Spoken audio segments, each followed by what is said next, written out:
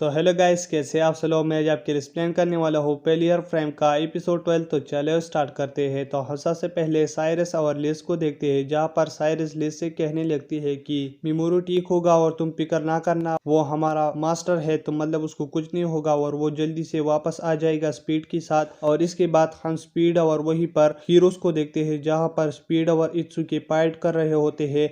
और इसके बाद स्पीड कहने लगती है कि मैं हैरान हूँ कि मतलब इसका हर वार बहुत ज़्यादा तेज हो रहा है। और इसके बाद इत्सुकी उसको जैसे ही मार रही होती है तो वहीं पर उसकी सिस्टर आ जाती है और कहने लगती है कि मतलब इससे मत लड़ो। तो वहीं पर इत्सुकी कहने लगती है कि क्यों।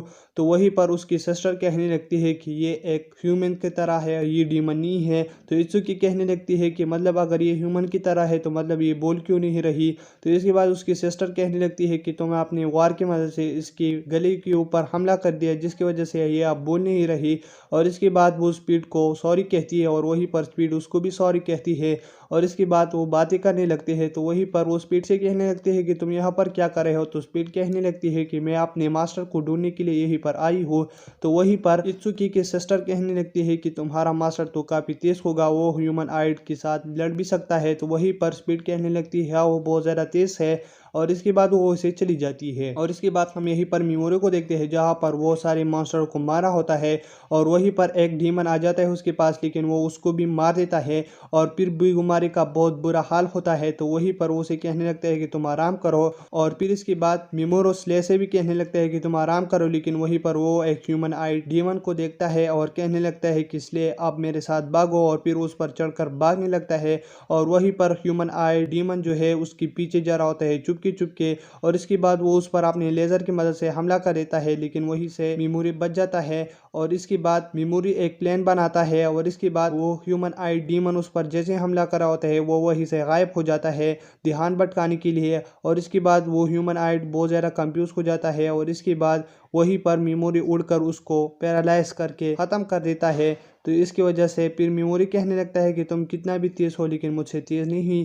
तुम जैसे मेरे पास आ रहे थे तो मतलब मैंने तुम्हारे ध्यान भटकाने के लिए पिगीमारू और स्ले इन सब लोगों का इस्तेमाल किया, जिसकी मदद से तुम मुझे नहीं पहचान पाए। और फिर मैं स्ले की मदद से उड़कर तुमको मार पाया, तो मतलब तुम तेज़ नहीं हो। और इसके बाद वहीं पर एक डीमन उसके पास आ रहा होता है, वो जैसे ही उसको मार रहा होता है तो पीछे से वहीं पर स्पीड आकर उसे बचा लेता है। तो वहीं पर मिमोरी कहने लगता है कि तुम यहाँ पर क्या कर रहे हो और मुझे पता था कि तुम मेरे पीछे आओगी ही। और इसके बाद वो बहुत ज़्यादा थका हुआ होता है। तो वहीं पर स्पीड उसको गोद में उठाकर और इन सारे लोगों को गोद पर उठाकर फिर से वापस चलने लगता है। और वहीं पर स्पीड मिमोरी से कहने लगती है कि तुम्हारे हीरो से मेरी मुलाकात हुई थी, तो मतलब मैंने उसको तुम्हारे बारे में कुछ नहीं बताया। तो मिमोरी कहने लगता है कि तुमने अच्छा काम किया।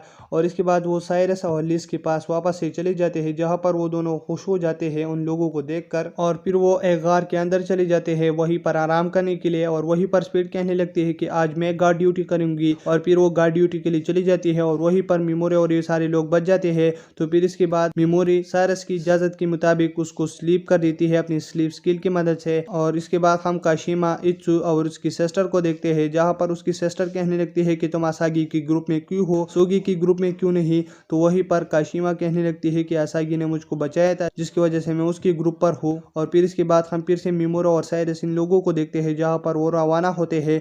और वहीं पर साइरस मिमोरी से माफ़ी मांग रही होती है और कहने लगती है कि मैं तुम्हारी किसी भी काम की नहीं आई, लेकिन मिमोरी कहने लगता है कि कोई बात नहीं। और उसके बाद वो आगे चलते हुए वहीं पर देखते हैं एक मैजिक सील को। तो इसके बाद वो आगे जाते हुए और मिसाइल्स को देख लेते हैं। और इसके वो एक गोलम को हिलते हुए देखते हैं। तो वहीं पर मिमोरा अपने पैरालाइज स्किल की मदद से उसको पैरालाइज कर देता है और कहने लगता है कि मैं इसको नहीं मार रहा क्योंकि फोरबिडन विच को इससे गुस्सा आएगा। और इसके बाद वो एक घर को देखते हैं और फिर उसके अंदर चले जाते हैं, जहाँ पर एक डोर होता है जिसको मैजिक की पावर की ज़रूरत होती है। तो वहीं पर मिमोरी अपनी मैजिक की मदद से उसको भर लेता है और फिर उस दरवाजे को खोल लेता है, जहाँ पर वो उस डोर के अंदर चले जाते हैं, जहाँ पर एक न्यू वर्ल्ड होता है। और वो ये देखकर बहुत ज़्यादा हैरान हो जाते हैं। और इसके बाद वो देखते हैं कि वहीं पर फोरबिडन विच होती है। और इसके बाद वहीं पर मिमोरी कहने लगता है कि अब ये खुशी का टाइम है। और इसके बाद ये फोरबिडन विच जो है ना, मुझको बुक ऑफ फोरबिडन को सिखा सकता है और मैं फिर उसको पढ़कर गोडीज को हराऊंगा।